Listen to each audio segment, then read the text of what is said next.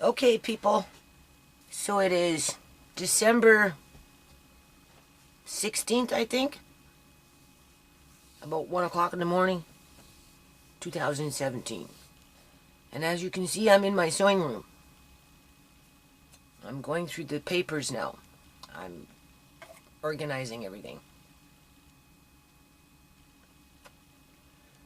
I'm having a smoke because I'm going to read you something. And I'm a little scared to read it. Not in a bad way, but it's been a long time since I wrote this.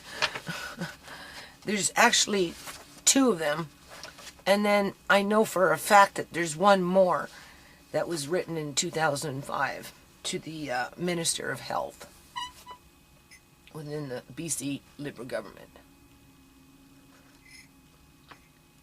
The one for 2005, I think it kind of falls more in line with the nonprofit.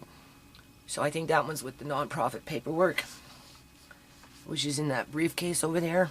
That's what I'm thinking. These ones were more to do with my own family. I wrote one on November 19th of 2007, and then again on January 31st of 2008. And the one for 2007, I received a letter back from the province. Can you see? That's it right there. So, we'll read that one first. Hold on a minute. Okay, I'm back. I was going to read just one paragraph of my appeal, but I can always do that another day. I came across these tonight, just now, just like an hour ago. I knew they were here, but I forgot about them, but in light of what's going on, you know, it seems interesting, right? Because I'm not, I just kind of, I wrote that? Okay, let's see what I wrote. So this is November 19th, 2007. This is when I was living at Gateway Place, the apartment buildings, and I wrote it to the Minister of Health. Okay, you ready? Just keep in mind I'm tired, okay? This is a grievance letter concerning Mr. Bernard John Duncan and his medical treatment concerning his prostate problems. It should be brought to your attention that even though Mr. Duncan has received some medical procedures since being diagnosed with an enlarged prostate, the condition he is suffering from required surgical removal of the prostate gland in a timely manner under an emergency situation. However, this did not occur, as his first appointment regarding this matter was on October 29th, 2007, resulting from, again, if it flashes, I can't see it, people. I can't do both, right? Resulting from overswollen feet and ankles that led the attending physician to give Mr. Duncan a series of tests that determined his kidneys were shutting down. Consequently, Mr. Duncan was called back into the medical clinic on November 1st, 2007, and was directed to go immediately to the emergency ward at Surrey Memorial Hospital to have a catheter put in until such time it would be determined what other procedures or tests were needed. Unfortunately, Mr. Duncan wasn't prepared for this information, although he did go to the hospital right away and had a catheter put in without having the benefit of being able to shower and or change into clean clothes prior to his initial procedure. It took 3 separate attempts by 3 different nurses and 3 people to hold Mr. Duncan down to finally complete the insertion of the catheter medical device. In addition, 3 different sizes of the catheter were also used to fit Mr. Duncan's uncompromising position, while a local freezing agent wasn't used until the last moment, an attempt to complete this process. Did you just hear that, people? It pissed me off so much that I wrote the Minister of Health. Now that I remember. Okay.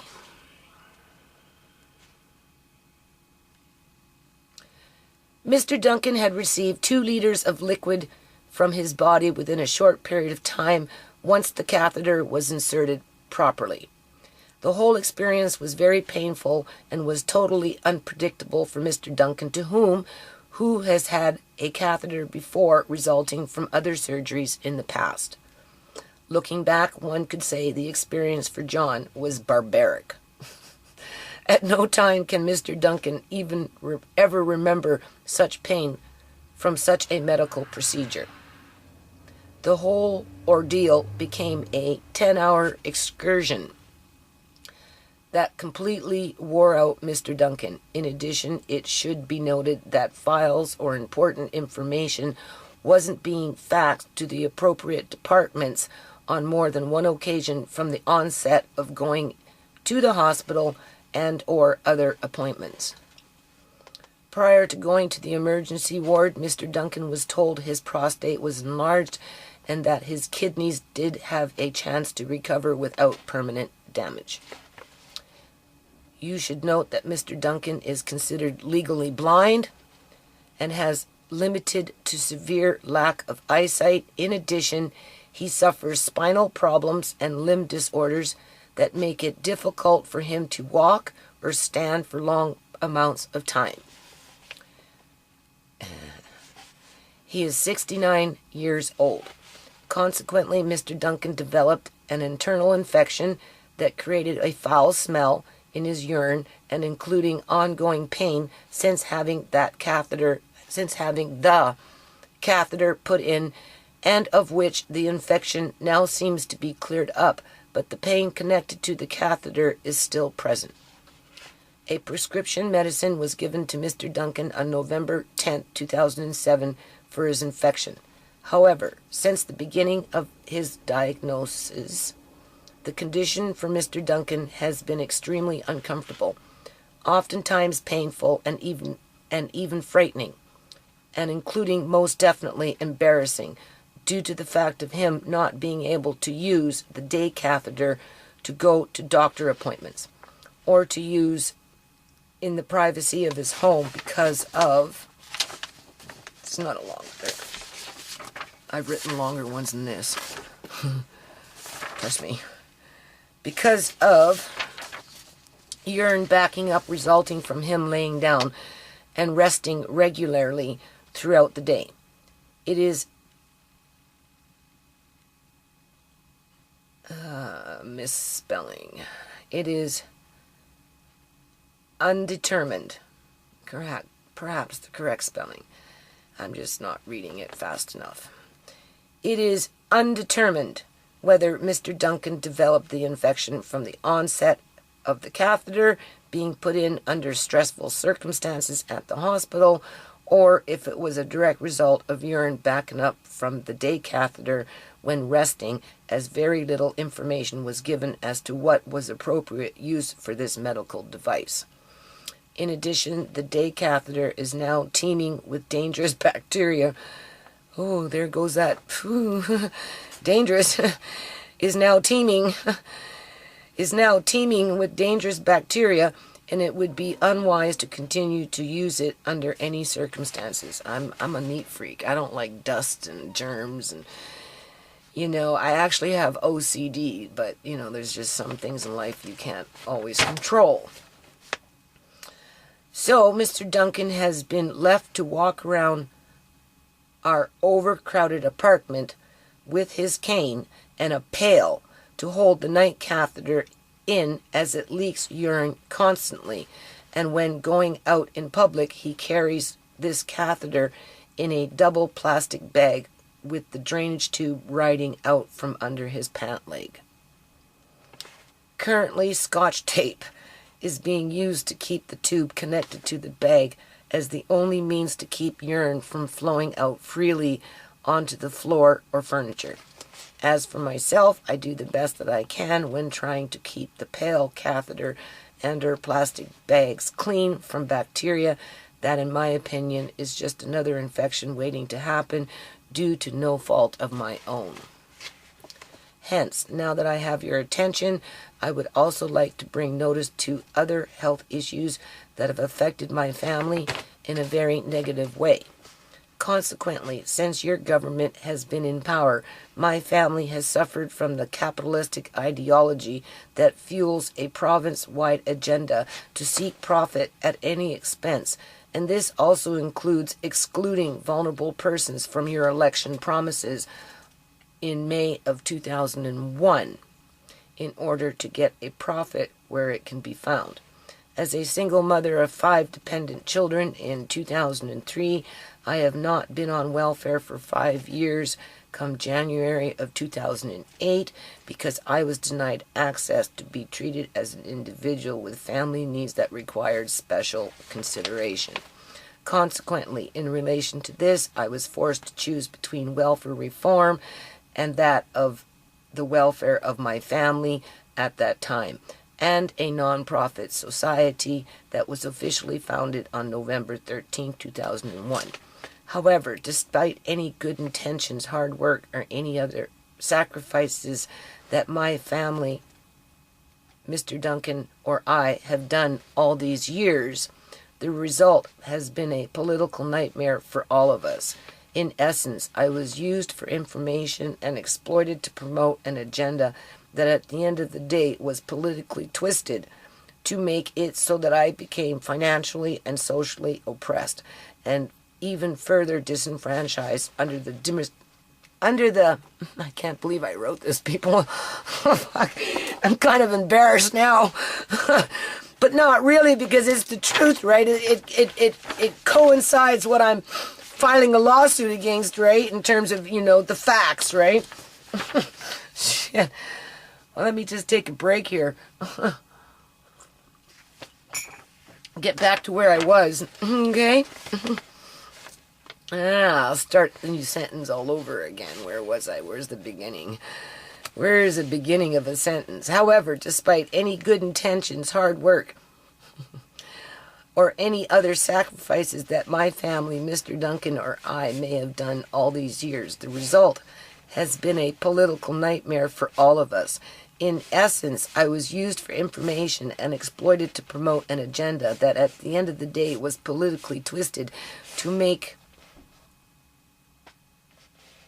it so that I became financially and socially oppressed and even further disenfranchised under the discrimination of your government and how it chose to educate others on how to treat people, while on the other hand, existing organizations carried on without having a true trickle-down effect, actually easing any of the problems in my household or in my immediate communities, regardless of where we lived in the last 5 years since losing our home of 7 years prior to your government gaining political control. Under your watch, I looked after a little girl from the age of 8 to almost 12 years old as her mother was suffering from a mental illness that left me in a position as a renter to do the right thing for the child. Unfortunately, this caused great trauma to my family as we were already living like rats in a small cage. But being that rats sometimes really did infest the environment, at least I was there to help the little girl in her time of need, as the Ministry of Children and Family Development were not, except for outside of monitoring the situation. Remember, people, I didn't get paid for looking after that little girl. But that was the stipulation. It was either I look after that little girl, or they were going to take that little girl away from the mom. And because I had just moved in, and that was 2 times in 3 months, from a home that I came out of for 8 years being in, I couldn't afford to move again. So I looked after the little girl, which was best for the little girl.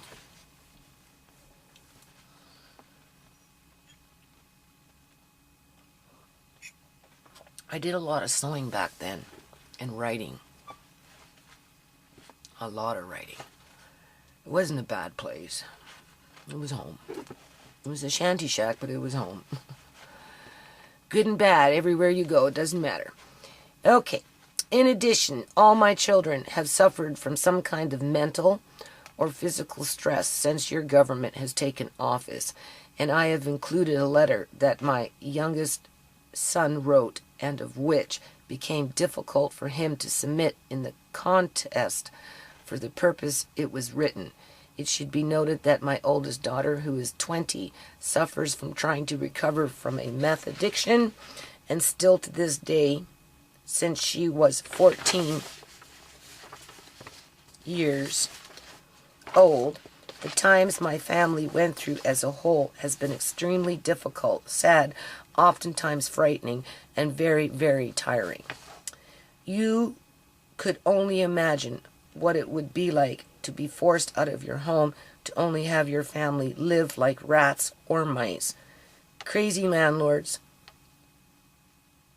a sinking porch, extra children and or sick children with no viable living space, no resources, and an uncaring government.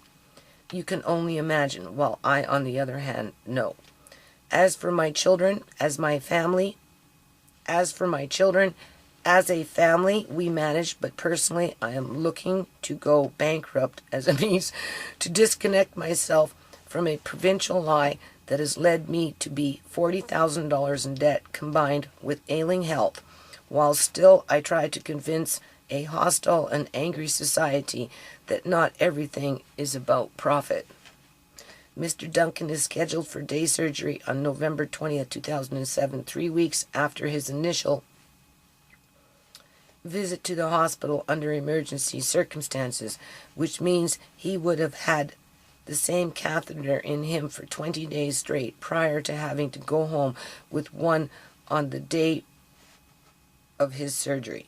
Please note, I am not a nurse, and I put that in big letters, like I'm screaming. You know how they say in caps? See that? I am not a nurse. John knew that. I always told him I wouldn't make a good nurse. But you know what? I regret those words, because I would have made a better freaking nurse than his sister, that's for sure. Please note, I am not a nurse, but still I am required to take on the role of a full-time healthcare professional while he is sent home, regardless of whether it's an emergency situation or not. Consequently, Mr. Duncan and his family may not be living in a rat-infested and government-neglected shanty home anymore, but we are still falling through the cracks of the Liberal Party and your platform to hope and prosperity in a time when the economy is only booming for property developers and their special interest groups. So you see, we had that problem in 2007. It's just coming to a head now, right? Thank you for taking the time to seriously read this yourself. Sincerely, Judy Chorney. Oh, wow. Okay, so here's their response.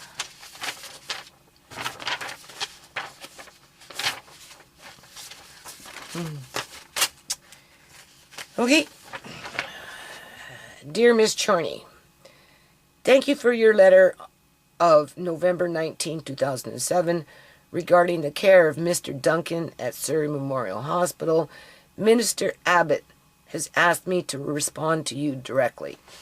The role of the Ministry of Health is to provide stewardship for the healthcare system by establishing policies, standards, and guidelines. The 6 health authorities are responsible for planning, managing, and delivering healthcare services to meet the priority population health needs within their respective jurisdictions.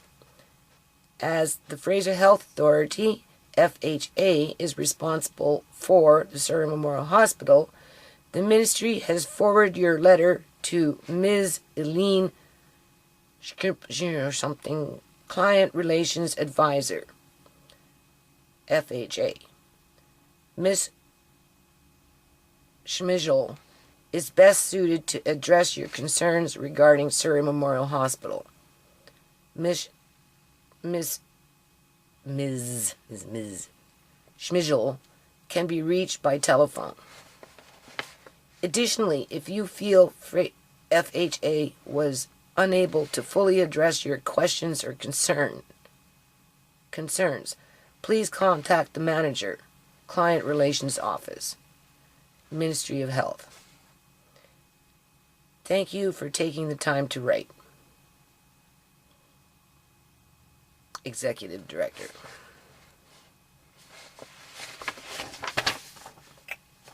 So,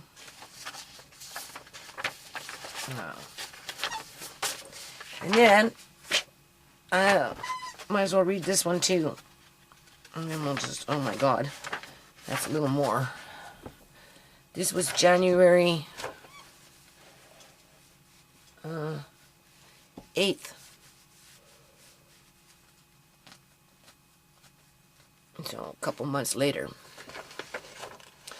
To the Minister of Health. And then, like I said, I wrote one in 2005 talking about how my landlord was falling through the cracks and wasn't getting proper health care either. She needed mental health services, and she needed home assistance. You know, she needed someone to come in and help her out once or twice a month, right?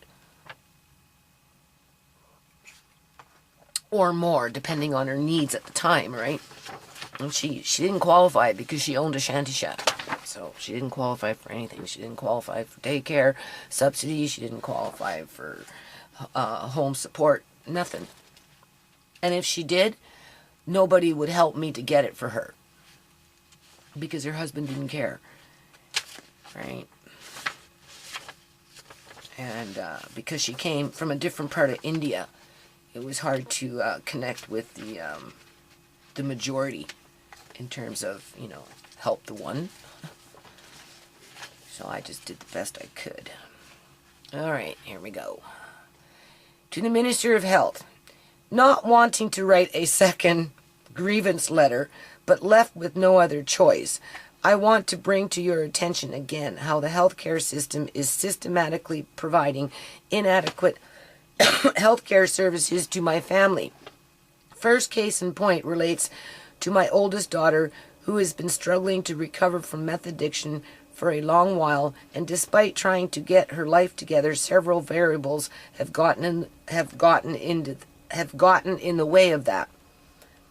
On December 17th, 2007, she was working in Penticton, BC, as an exotic dancer, and due to a high fever and stomach pains, she went to the emergency ward of the Penticton Regional Hospital. Within a short time from being admitted, her appendix was removed, even though several weeks prior to her working out of town, another local doctor in Surrey suggested she needed her tonsils taken out due to high fever and some sort of infection. Consequently, it wasn't enough that her appendix was removed in the manner that it was, but also that the hospital and the attending doctor released her within 24 hours after surgery without caring. Yeah, that was pretty messed up, without caring where she was going or how she got there. When my daughter was younger, she was really cute, right? And like she just was natural in terms of like being a dancer, right? She just flowed with the music, and because she's tiny and cute and petite, right? She just had a knack for it, right? And it got her away from drugs because, you know, she had to be sober to go to work, right? She couldn't do drugs. And but the thing about dancers is, you know, they go out of town, which again wasn't a bad thing because it kept her away from the people out here in terms of, you know, drugs. But for some reason, something happened, and she went to the hospital, and all her stuff I lost all my stuff, people. Everything that I gave her in terms of outfits and everything, pretty much gone. at one point. It didn't go then, but it disappeared. So anyway, they did an emergency operation on her and took out her appendix and then just released her, right? And because she hadn't been working, I don't know, she didn't get very much money. I think I had to pay for her to get back. I had to do something. Let's just read and find out.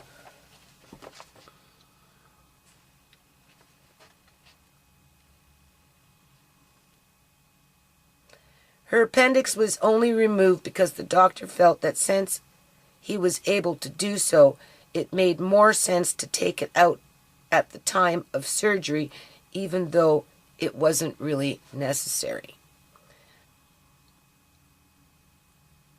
I missed a spot here. Consequently, it wasn't enough that her appendix was removed in the manner that it was, but also that the hospital and attending doctor released her within 24 hours after surgery without caring where she was going or how she got there. Her appendix was only removed because the doctor felt that since he was able to do so, it made more sense to take it out at the time of surgery, even though it wasn't really necessary. My daughter had to travel home by bus the next day, and thankfully I had enough money to help her get back to Surrey as safely as possible under the trying circumstances. Now this is where it really begins to get sad, because as soon as my daughter got back to town, she quickly got caught up in the street drama of Surrey's ongoing out-of-control illicit drug dealings and wheelings that has put my daughter in a position where guns have been pointed at her face. It wasn't even 2 weeks before she fell off into the deep end and began selling drugs, and not because she needed the money or a place to stay, but because while selling drugs, petty dealers and likewise persons robbed and constantly intimidated my daughter with threats of kidnapping and beating to continue the cycle of her own drug abuse so that they could profiteer from victimizing her vulnerability. You have to remember, I've been a very proactive mom over the years, right? Yes, I've even reported her missing at one point and told the police of her drug dealing activities in an attempt to control the situation at hand before she lost her life in gun and gang violence, which is running rampant in my community. Unfortunately, my daughter hasn't been able to go back to work successfully since having the operation to remove her appendix, despite being booked out of town on 3 separate occasions because of drugs, drug pushers, and other addicts living in that lifestyle continue to control her, whether emotionally, physically, and or psychologically through fear and drugs. She is certainly a victim and has been a victim to her circumstances when it relates to drug addiction for a long time, and who has also been allowed to become a victimizer for the cycle of poverty pimping to continue, whether it is at a street level or from a bureaucratic standpoint. Of course, you are probably asking yourself, what does this woman want from me? Because I, as in you, only set policies with government, with which holds no culpability towards the people those policies were written for. However, after 6 years of seeing my daughter struggle with her addiction to meth, but still finding within herself to work towards recovery, to only discover that the industry she chooses to work in is now being decimated by right-wing Christians who operate in concert to drive a vulnerable working class of women towards prostitution. What was happening was they blamed it on the internet, in terms of a lot of the dance clubs started shutting down, and a lot of women that were strictly dancers and nothing but dancers were finding themselves being less and less work, right? And not only was there less and less work, but the work that they were getting, they were required to do more things like lap dancing, which I don't agree with. But, you can see where I'm going with that, right? At one point, BC had 5,000 strippers. BC Liberal government got in, and the numbers went down to, 1,000. Because it just wasn't enough work. I don't know if it was because the hotels couldn't keep up with the economy in terms of the taxes and whatever, because the BC Liberal government was taking money from everybody, right? So, only some people got rich in BC. Anyway, as your government being decimated by right-wing Christians who operate in concert to drive a vulnerable working class of women towards prostitution.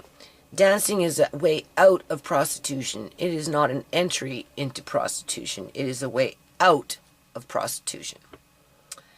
As your government continues to purchase hotel after hotel, and was the single-room occupancy hotels, and they were starting to shut those down too. So not only were they shutting down the clubs where people were actually working, they were also pushing people out into the streets because they were bringing in the Olympic Games. So they started to bring in gentrification into the neighborhood downtown, right? So a lot of people got displaced. As your government continues to purchase hotel after hotel that in succession close down their live entertainment venues, more and more women, and this includes my daughter, are left with fewer choices to make an honest living with an income that is comparable to a living wage after taxes. It becomes scandalous when women in general are faced with the choice between poverty and more poverty, while political correctness justifies the further disenfranchisement process of women. My daughter is faced with this dilemma as she struggles to gain control of her life in a time when advertised solicited escorting, prostitution, is the sign of the times. As governments and government agencies work to eliminate adult entertainment venues where women can work in safe environments without having to prostitute in order to feed themselves or their families. Without ample opportunity for my daughter to work freely in safe adult entertainment environments, whether locally or out of town, the choices in the real world for my daughter are bleak. For her, the options are to sell drugs while being an addict herself, as she doesn't want to be a prostitute. Or perhaps she'll continue to work out of town as a means to rid Surrey of its drug problem, and only if she has a job to go to. Pure madness that extends itself into the community and which should be of interest to you as a health minister to the state. Consequently, I can only hope that my daughter does not come home in a body bag while waiting for job opportunities to open up in a politically oppressed industry where vulnerable women are now being forced slowly into prostitution as a means to support themselves. Truly, I am disappointed in your government. That sounds like a harsh parent, I'm really disappointed, But it's true. That's what they did. They shut down they just started buying up the hotels and shutting down all the clubs, and people, and all kinds of people were losing their jobs, right? It's not just strippers, There's a whole industry around strippers, right? The waiters and the bartenders and the hotel managers and, the caterers and just everybody, the cleaning crew, everybody was just one big happy family until BC Liberal government came along and just smacked everybody out in the face and said, get the fuck out of here. Didn't re-educate them for new jobs, nothing. Made it so that they couldn't go on welfare, even though they took away their job. Secondly, I'd like to complain since, of course, I got his attention now, right? Okay, you have to look back and laugh at some of this, I mean, at the time it was very painful, but anyway. Secondly, oh my God, I can't believe I wrote this. I do, though, because I remember this shit, right? Oh, I'm going to start crying. Secondly, I'd like to complain, since I have your attention now, about the health care that my youngest, of course, now we're going on to my youngest child, right? That my youngest child has experienced recently. On January 24th, 2008, my youngest daughter dislocated her wrist. She was one of those little kids, because normally wrist dislocation happens before and in between the age of 2. After 2, not so much, right? It's very unusual for this, baby wrist, because when people pull, you're not supposed to pull, right, babies like that, because their wrists get dislocated. Then you have to go to the doctor, and they know how to just pop it back into place, right? And because I've had 5 kids, and Tisha was my youngest, my 5th, I've already been to the doctor a few times with, that problem with my other kids. So, I know that an experienced doctor knows what he's doing when it comes to, popping the wrist back into place. My youngest daughter tends to be a little more double jointed. So for her, this was an off and on minor problem. I think she's completely outgrown it now. So anyway, on January 24, 2008, my youngest daughter dislocated her wrist, in which I know it as baby wrist dislocation, as normally only small children suffer from this infliction.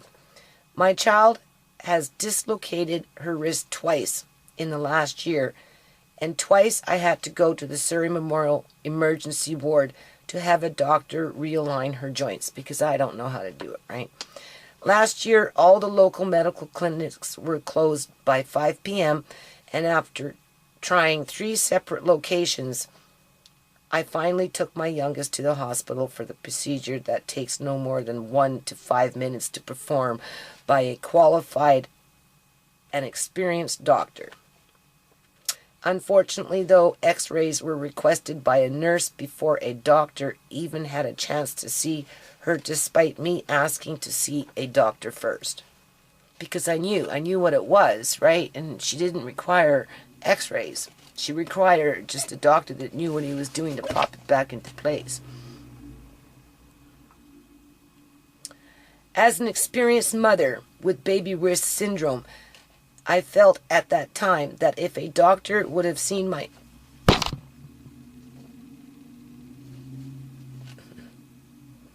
As an experienced mother... This is a long video.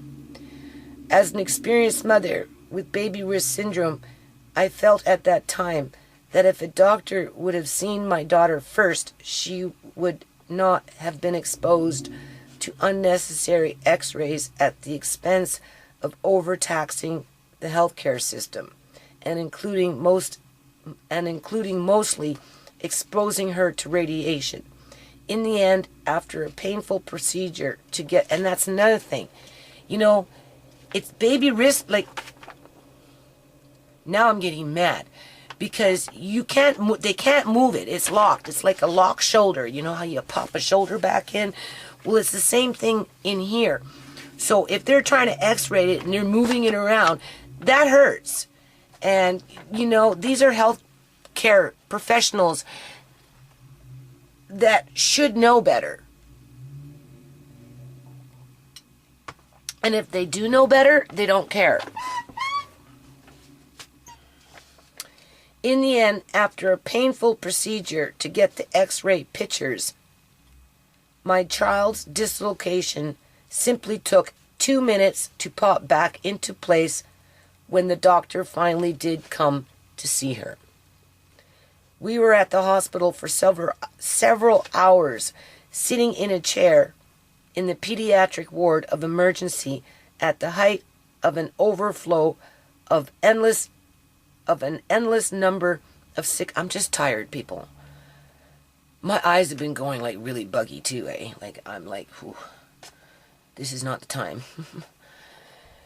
We were at the hospital for several hours, sitting in a chair in a pediatric ward of emergency at the height of an overflow of an endless number of sick people. Needless to say, I was angry when we left. Because it was like just after 5 or so and couldn't find no clinics. Nothing was opened. Fast forward to January 24th, 2008. This time, my youngest dislocated her wrist at 11 p.m. She bounced around, right? Bouncing. So in this case, by 11:30, I took her to the Surrey Memorial Hospital. However, when we got there, I immediately requested to only see a doctor without having a nurse request x-rays for a wrist dislocation. So the nurse is requesting it, not the doctor. Is that even legal for nurses to request x-rays? Aren't doctors supposed to do that? Now that I'm thinking about it. As a guardian to my child, the reception I received upon being admitted was deplorable, to say the least. First, the attending nurse blurted out in the pediatric ward, as I am in at 1 a.m. in the morning, that my daughter was getting x-rays, at which point I again asked to see a doctor first, as I had already previously done in general admitting. By the time the doctor did come to see my child, he took nothing I had to say seriously. He mocked me to the point that even my 10-year-old she was 10 at this time, that's what I mean, she was bouncing around all the time, right? He mocked me to the point, so there you go, even in those days I was being treated badly by these doctors at the Surrey Memorial Hospital. By the time, that's not to say that every time I've been to the hospital I've been treated badly, but obviously this time I was. By the time the doctor did come to see my child, he took nothing I had to say seriously. He mocked me to the point that even my 10-year-old understands enough to know what happened and is insulted herself. And he neither made an attempt to even investigate my claims of baby wrist dislocation to provide quality health care to my child in a timely manner that would have required only a few minutes, but instead proceeded to order x-rays as a payback tactic for me undermining the authority of a nurse. Consequently, I was obligated to follow through on the doctor's orders, and therefore I stood by my youngest daughter in the x-ray room as she was painfully made to move her arm and her wrist around for the several x-rays that proved that there were no bone fractures.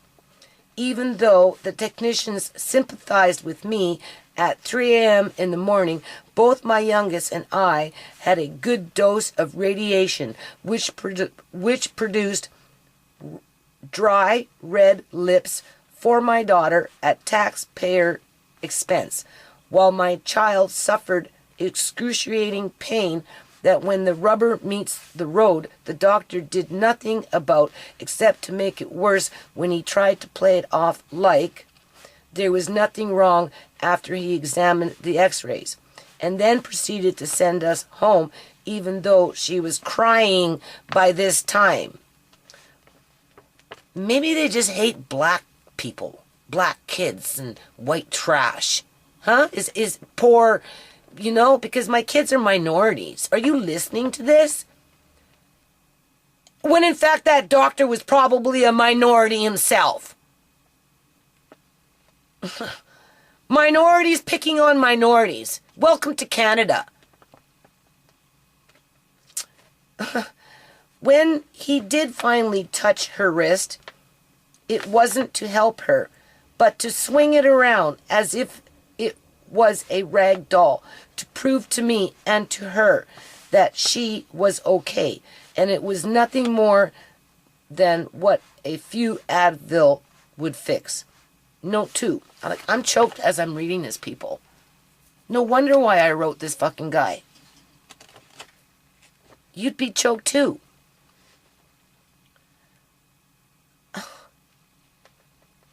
Note 2.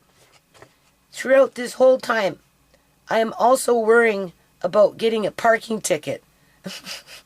As I paid for the first hour, which took most of my money, and what money I did have, the machine in the hospital wouldn't change the $5 bill I had.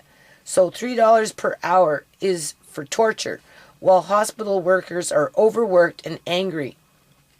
Yeah, that was, you hear it all the time, overworked, and because they're overworked, they get angry, and then they take it out.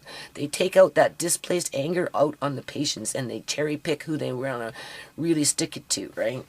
Obviously, poor white trash minorities are on the top of their list.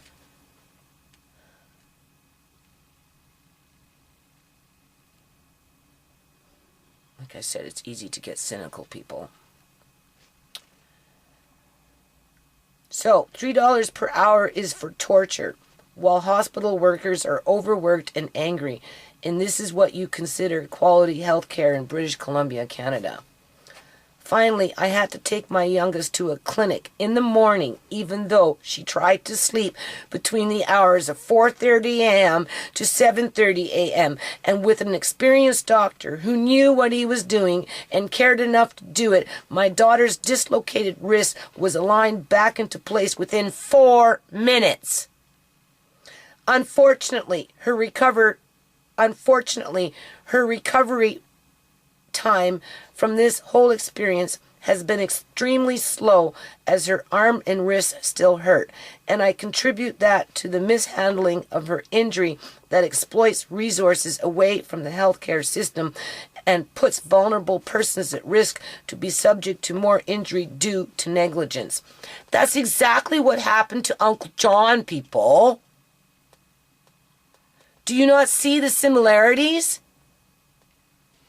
Ask yourself, would you feel comfortable going to a hospital knowing that you'd be treated as a second-class citizen time after time, or worse yet, as a means to perpetuate an income flow chart that maps out the dollars being made off of x-rays taken even when not necessary? For the amount of money it took to align my daughter's wrist dislocation on 2 separate occasions at the hospital and at one clinic for a grand total of 6 to 7 minutes in real treatment time, some of those monies could have been better spent on more quality health care for my stepdad, who is still traumatized by his prostate experience. Are you listening to this, people? This is what I'm going to submit under my list of documents.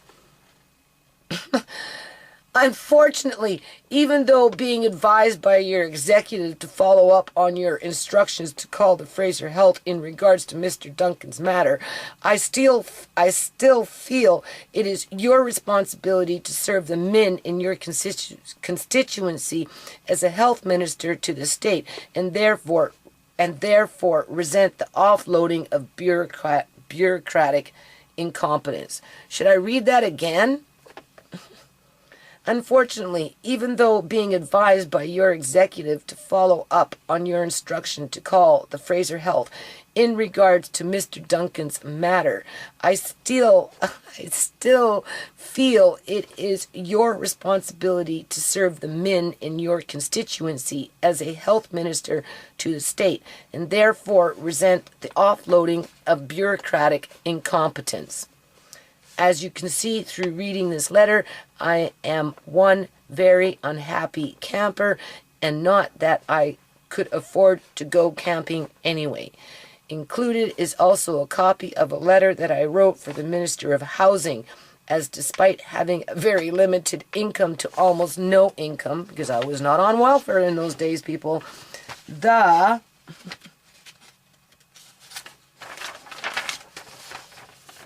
rental subsidy that I have been receiving has been decreased due to being told that Mr. Duncan's share of the rent is considered an income to me, and therefore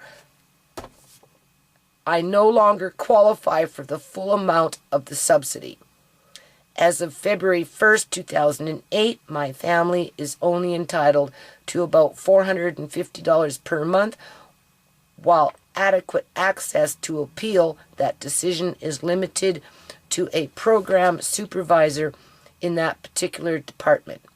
Needless to say, I am devastated, and honestly, I am only counting my days before I end up out on the streets homeless and even more destitute than already. Consequently, your government makes me want to give up volunteering for a non-existing living while bracing myself for the worst yet to come. Thank you for taking the time to seriously once again read this second letter. So I've been facing homelessness for a long time, people. Right?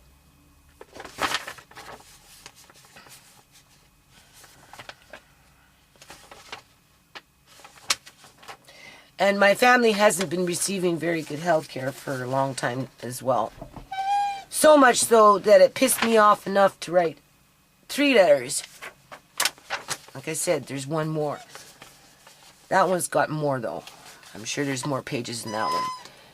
To the Minister of Health. One was to the Minister of Health and the Minister of Housing. That's the third one, right? And then these 2. So, I guess that's all that is to say about that right now.